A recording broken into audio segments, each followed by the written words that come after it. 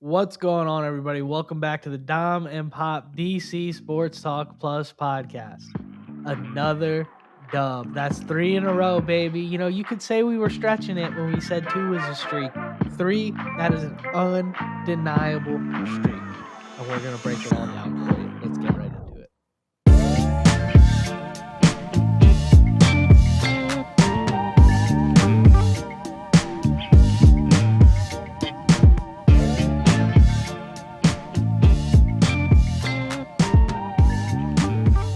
Pop, the boys did it. You did it.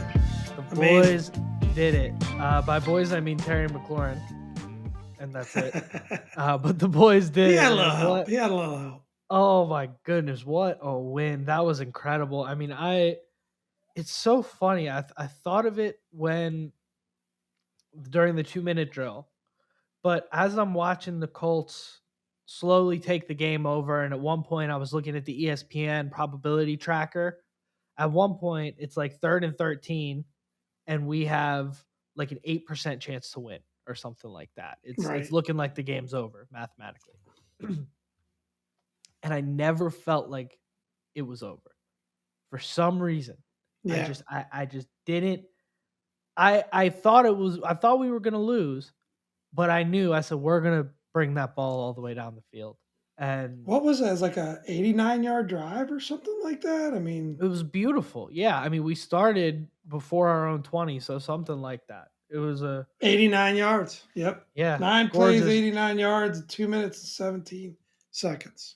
As far as a 2-minute drill, you can't ask for better execution there. It started off rough. We burned a lot of time early in that clock. Wow. But I've been watching a lot of football, and I think that Kansas City Buffalo game, I think that changed the way a lot of teams approach the 2-minute drill, because I think a lot of teams were looking at it kind of like, you know, we just got to get down and score as fast as we can. And if we only leave 40 seconds on the clock, the other team can't do anything with that anyways. I think nowadays the mentality around the 2-minute drill is more, we would rather lose from running out of time than lose from giving the opponent the ball back and giving them an opportunity to score. I think it was circumstantial. I think that's part of the plan. I think it was circumstantial. They weren't making positive plays early in the drive. Of course, yeah. Which was burning up clock. And I don't think it was, poor clock management or any of that. It's just, but yeah, incredible. I mean, what can you say? And what more, of a poetic ending than Terry making that catch in his hometown, in the stadium that he won a Big Ten title in the stadium that he won a state championship in high school. He just knew he was going to go up and get that ball. Just an incredible play. Yeah, absolutely amazing. I mean, that could arguably go down as one of the best plays you'll ever see, as a Washington football fan. I mean, it's up there. That was incredible. My phone, like, I'm watching on Sunday Ticket, so it's usually like a play or like half a play behind a little bit, and my phone blew up, and nothing had happened yet, but it wasn't saying anything one way or the other. Everybody was just like, OMG, OMG, OMG, OMG. So I was like, well, Taylor either threw a pick six and the game's over, or we just scored a touchdown. And I'm watching the ball go up, and as it's going up, I'm going, oh, Gilmore's got that, man. That's a questionable looking ball. And Terry, I mean, wrestles it. He ripped the ball out of Stephon Gilmore's hands, pretty much. You couldn't have asked for better coverage from Gilmore, one of the best DBs in the league. And Terry Taylor sees the number 17. He just lost it up there, and he just takes his chances with that. And whether that's a great strategy or not, it's working out so far. But you know what? It's working out so far. That's what he should be doing. At the end of the day, in my opinion, that is what, we're paying this guy $71 million. The ball should be going to him all the time. And in crucial situations like that, that's what you pay the guy for. So for Taylor to have that thought process, maybe he's a little reckless with the way he gets there sometimes, but it's I think it's good. I think it's what he should be doing. He should be looking for 17, but I mean, It's enough of worked that out 2 last. weeks in a row. It's worked out 2 weeks in a row You for can't sure. hate the results. Yeah. Nope. Enough Results of the matter. enough of that last play. We could sit here and talk about it all day, but at the end of the day, you guys all saw it. It's going to be broken down a million times. The first 4 quarters of the game, minus the last 2 minutes, what did we see? What did we like? What didn't we like? Let's back it up a little bit. Let's go back to the top. Let's break it down. Is a little bit of a boring one, little defensive game. Pop, why don't you get Yeah, into it? for me, like I thought, I actually was okay with the first half, right? I Mm-hmm. felt like even though some of those drives stalled, I liked the game plan, right? We were getting the ball to Gibson. Gibson starts the game, which you and I have been saying should be the case. And I love the combination of the two backs. So nothing wrong about B Rob, but actually, Ron touched on this in his press conference, and I give credit. A lot of people are going to take shots at Scott Turner. I personally don't agree with it this game. I've been one of his biggest critics, and maybe we'll get into that a little bit later. But yeah, I really thought the way we started the game and the game plan, heavy running, heavy touches to the backs, got Curtis some touches out of the backfield. It's just that those drives were stalling. Our defense, was playing good ball in terms of stopping them.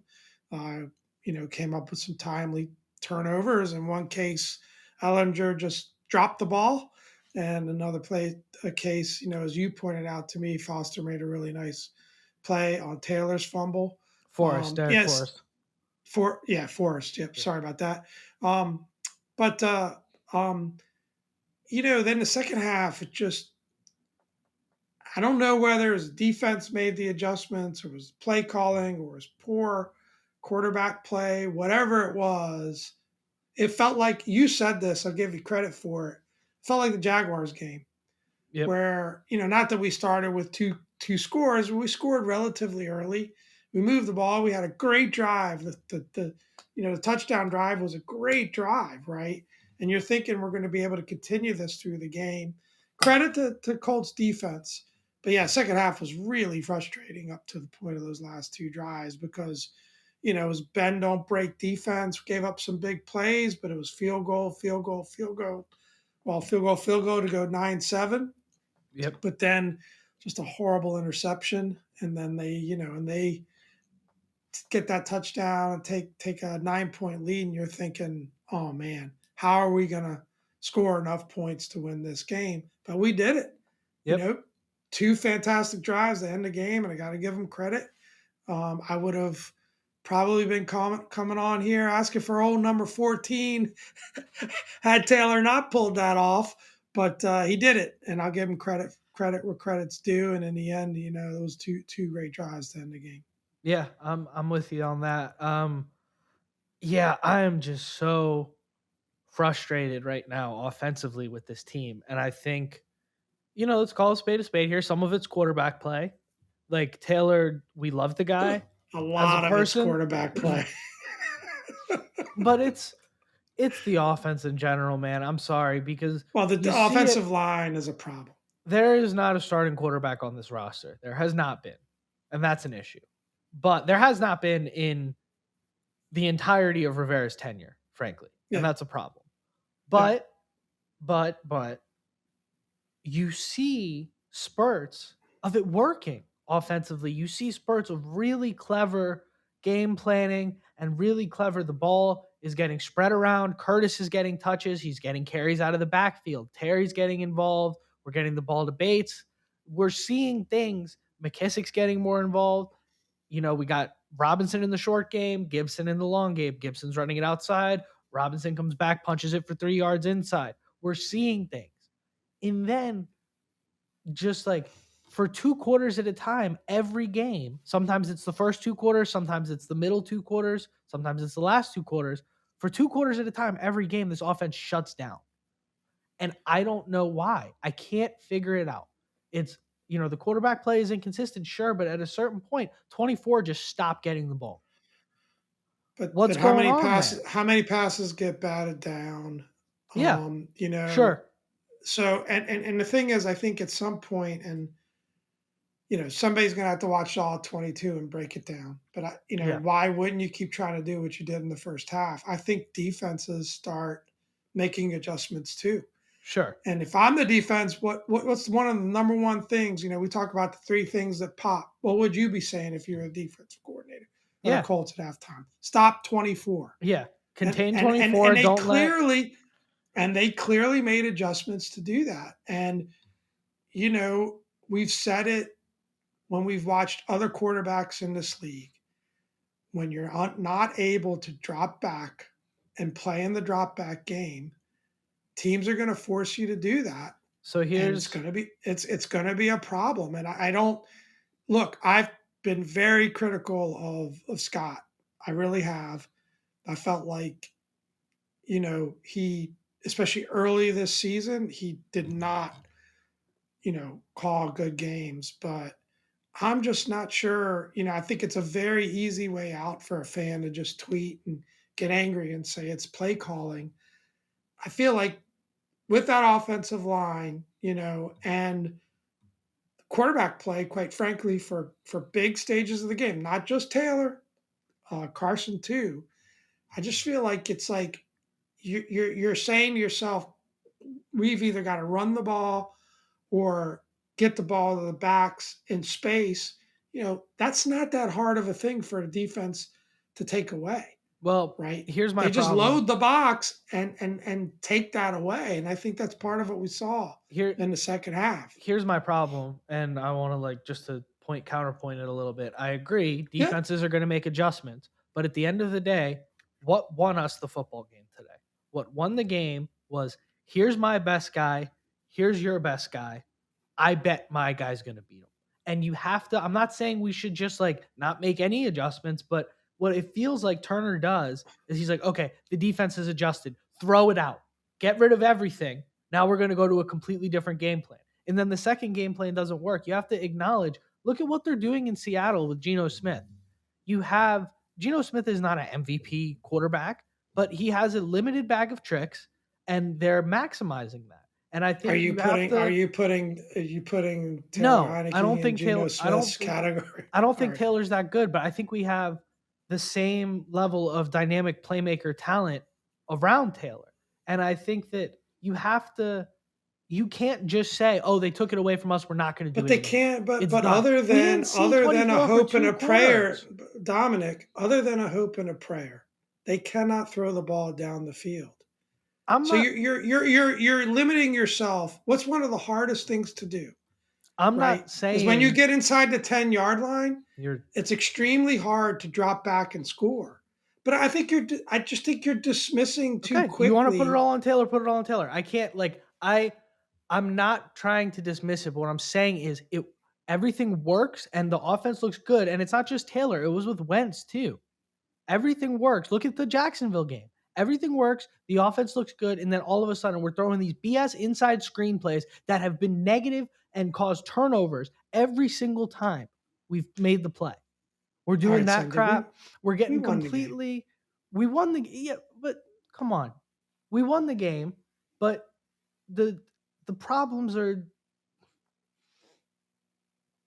I just saying what I saw. Look, I've come on here and I've ranted just like you.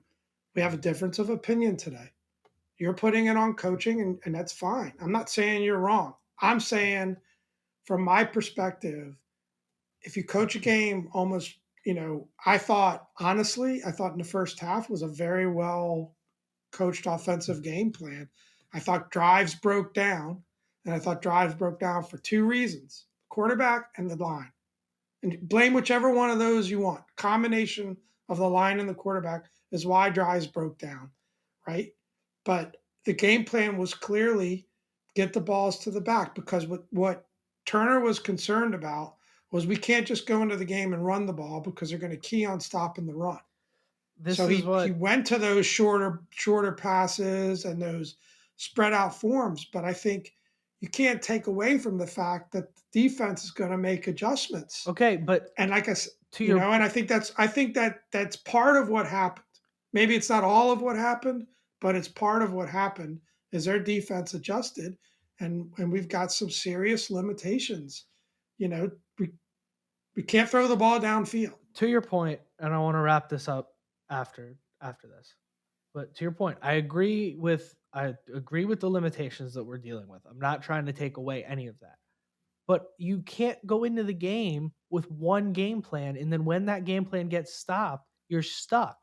You just can't. And we saw that with the guy that they paid $28 million to come in and play quarterback. And we saw that with Taylor. And frankly, we've seen it for the last 3 years with Turner. And it drives me Okay, crazy. but what are We you? stall for And I'm two not quarters at a arguing. time. I'm not an I'm not offensive arguing with you. coordinator. I don't have a playbook. I don't know what So to what would you do. have done differently? What plays would you have called that Keep you didn't see get called? keep going to 24 until you see it stop working. It's not like Gibson got tackled behind the line of scrimmage 5 times and then we said no more.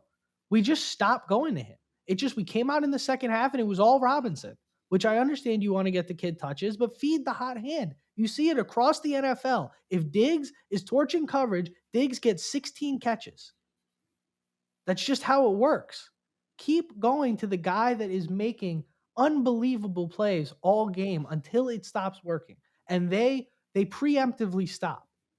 And that's what drives me nuts. I understand you have your second half offense, you want to change things, but they preemptively stop and they get away from the game plan at a mind-boggling level almost every game. And it's either they come in with a bad game plan and then they have to adjust and then maybe they adjust too late, or they come in with the right game plan and then they get away from it and then we have to make a comeback. That's how every game has gone so far. And it's frustrating. I don't want to see us go 3 and out when we force a fumble. Put the foot on the neck. We forced a fumble 10-3. Score a touchdown. That's the stuff that's frustrating for me. So that is some of the real concern I have moving forward. I'd like to move on. Let's try and swing this thing a little bit more positive. I didn't really plan on ranting as hard as I did here. I was trying to be positive. I was saying the coach, I don't think it, We have in my opinion, this particular game, I don't think it had to do as much with coaching. I think there's two teams on the field. I think their defense is a good defense. Yep. And they made adjustments to what we were doing. And look, you could go look at the play by play. They did hand the ball to Gibson on first down. He was getting stopped.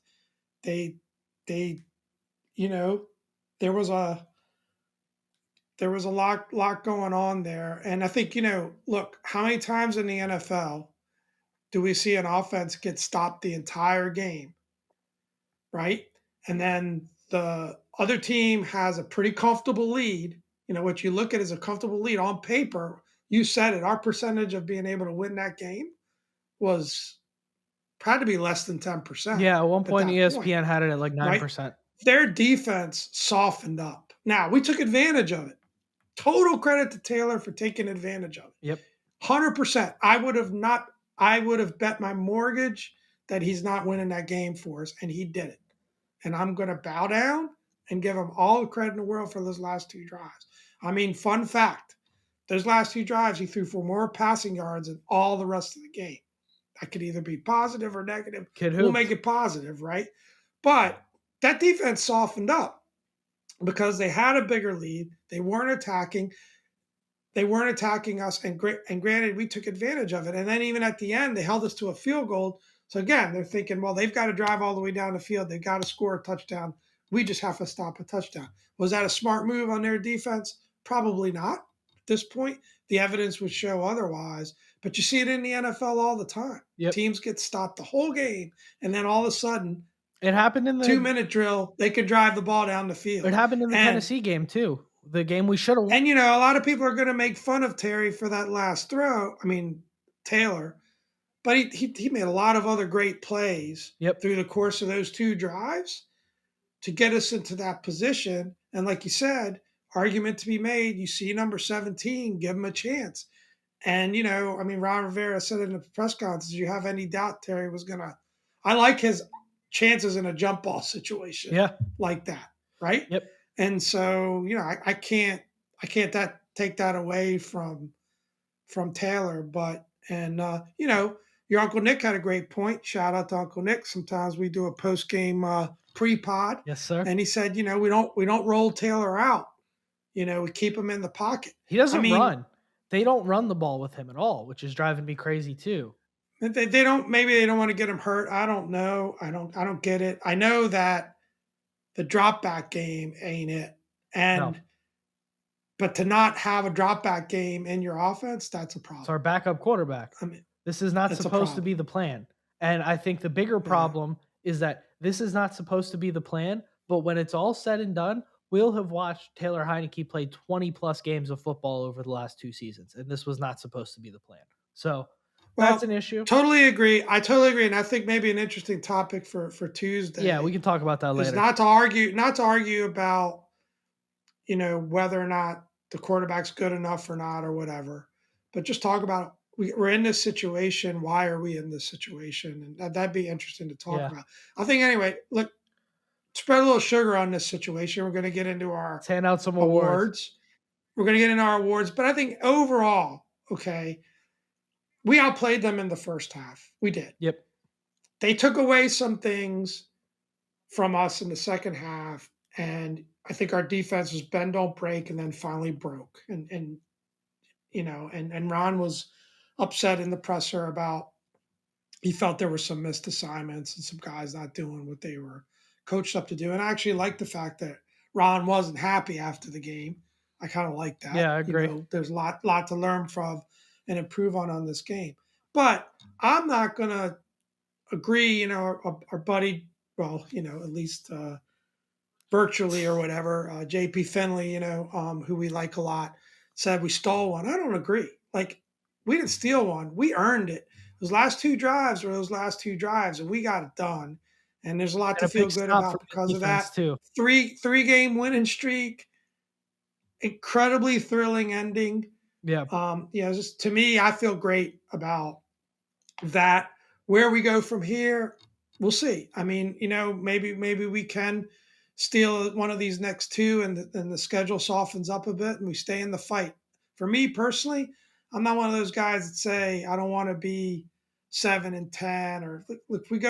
I want to stay in the fight. Yep, I I want agree. to always give ourselves a chance. I'm glad that we're staying in the fight. That's silver lining thinking is like, oh, maybe it's good for this whole, like, I know I sent you a text when we were down 9 and it's looking like we're going to lose the game. I said, you know what? Maybe it's good in the long term for this whole thing to just blow up. What are we kidding ourselves? But no, you want to win football games. It's Coaches and as players aren't going fans, to do you that. got professional coaches out there, you got professional football players putting their lives on the line. You got want to win games. So we did just that today. Let's talk about what sealed the win. Let's get into some awards. Let's not waste any more time for anybody involved here. Sauce Award goes to Terry McLaurin. I mean, come on. First back to back. I'm ready to give Yeah, him I the mean, season long. How do you feel, Pop? I'm ready to just. there's no anticipation for that one. It's a no It brainer. is a no brainer. He is Yeah. the best player on this football team. Has he passed Tressway for you yet? Yeah. Is it Yeah. like really close, or is he? I mean, the Tress Way thing is like a little bit tongue in cheek.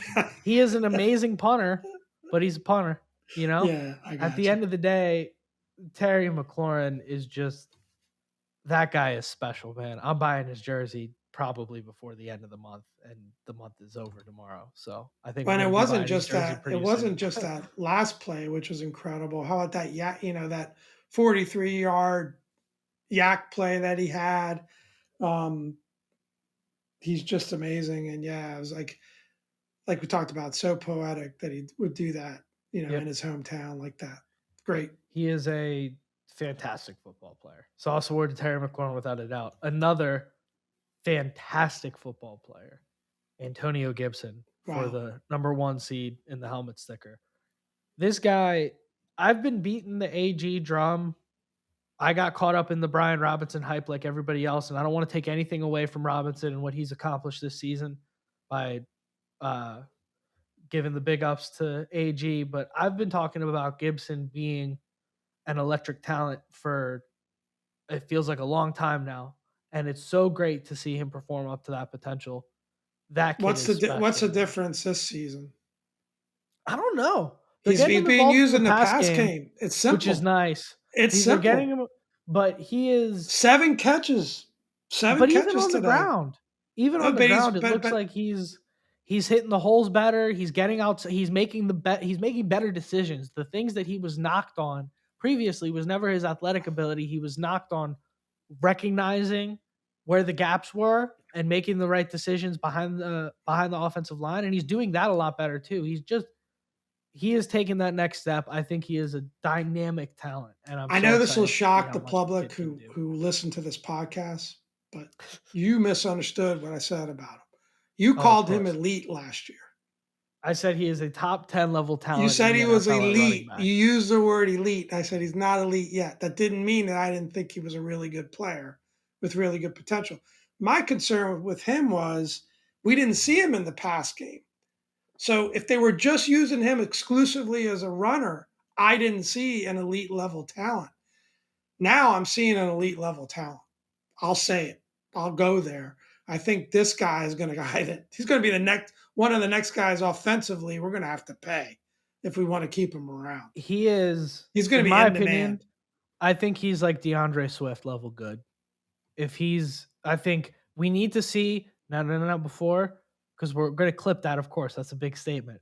But week to week, we need to see it consistently, and we need to see him get that level of offensive usage. But I think if you plugged him into that Detroit offense, he's doing everything Swift is doing. The kid is incredible. In terms He of an is so good. all-purpose back, he's a legit top 10 back now, and you couldn't say that about him. Where he's probably, you can't put him in that top elite group yet, but I don't think we could say that about him before because he was pretty much used exclusively as a runner and he was putting the ball on the ground, And to right? say, yes. So to say all of this that we're saying about Antonio Gibson, and to say it after the offseason that the kid had, it's incredible. He is a dog. I got nothing but love for AG.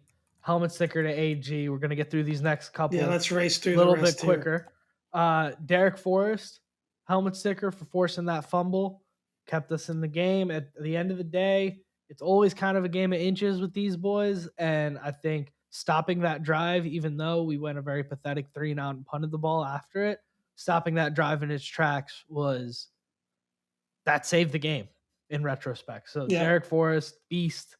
And then we got to call it a tie here. Daron Payne and Taylor, we're going to give 4 this week, / the third one. Are Daron we cutting the Payne, third one in half or are we giving we'll give 4. we're We'll giving give four. 4. I'm just We're kidding. going to give 4 this week. The reason being, obviously, Payne deserves 1. Taylor, we were on the fence about just because he's going to be our kickouts of the game, too, for that pick he threw. Spoiler alert.